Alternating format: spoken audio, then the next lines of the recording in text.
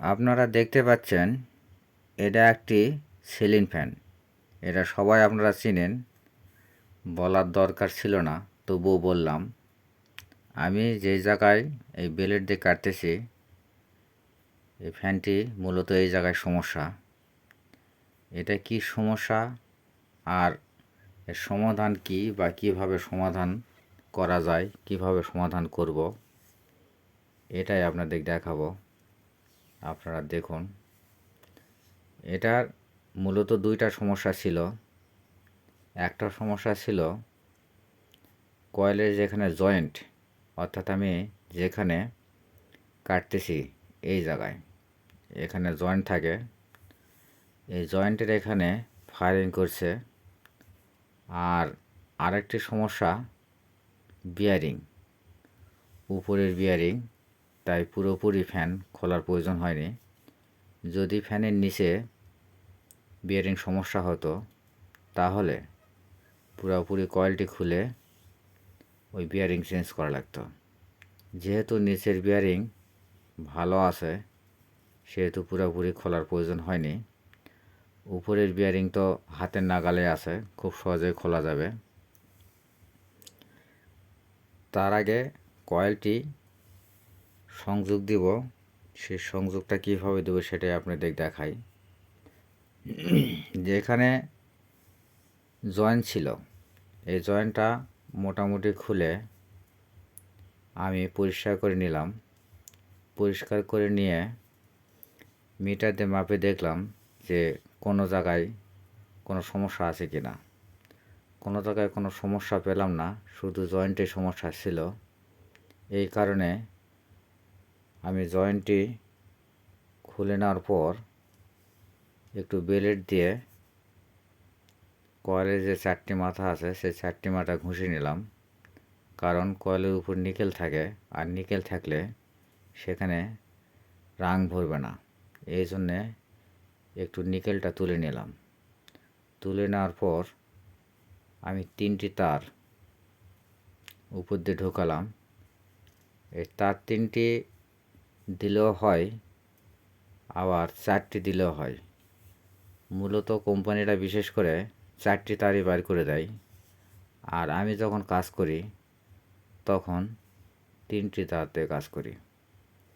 কারণ কোম্পানি যে তারগুলো দেয় সেই তারগুলো চিকন থাকে, ফেস মোটা থাকে, কিন্তু আমরা সেই রকম তার বাজারে কিনতে পাই না বিধায় তারগুলো মোটা দিই এবং ফেসগুলোও মোটা দিই।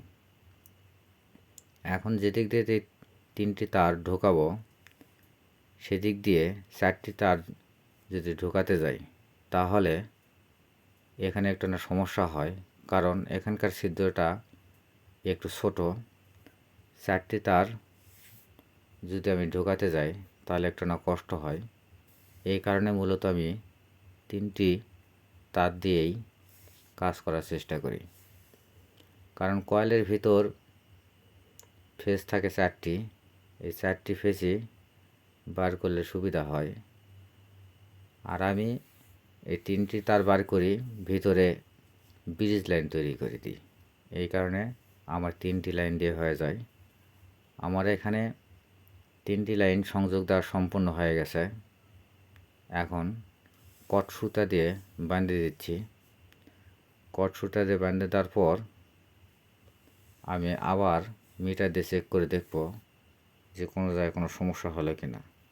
কারণ পুরাতন যে ফ্যানগুলো খোলা হয়, খোলার সময় কয়েলে একটি ট্রাবল পায়, আর সেই ট্রাবলে কয়েলের সমস্যা হয়, কয়েল যায় বডির সঙ্গে সংযোগ হয়ে যায়। কারণ বডির সঙ্গে যে কয়েলের পেপার দেওয়া থাকে সেই পেপারগুলো অনেক সময় দেখা যায় যে ঝুরঝুরা হয়ে গেছে হিটে হিটে। তখন ওই ফ্যানটি খুললে কয়েলের সমস্যা দেখা দেয়। এই কারণেই বান্দার পর চেক করতে হবে। আর পুরাতন ফ্যান খোলার সময় একটু সতর্ক অবলম্বন করতে হয়। কারণ কয়েলের পেপার যদি ঝুরঝুরা হয়ে যায় তাহলে বডি হয়ে যাওয়ার সম্ভাবনা আছে। আর যদি বডি হয়ে কারেন্ট হয়ে যায় তাহলে যারা ব্যবহার করবে তাদের একটু না সমস্যা হয়ে থাকে। এই কারণে সেই দিকটা ভেবেচিন্তে কয়লায় কাজ করতে হয়। আমার সংযোগ দেওয়া এবং বান্ধা কমপ্লিট। এখন সেট করব। সেট করার সময় একটু না হাতুড়ি ব্যবহার করলাম, কারণ হাতুড় ছাড়া এখানে সেট করা একটু না সমস্যা, তাই হাতুড়ি ব্যবহার করলাম। তো হাতুড় চালানো একটু না দেখে শুনে চালাতে হয়।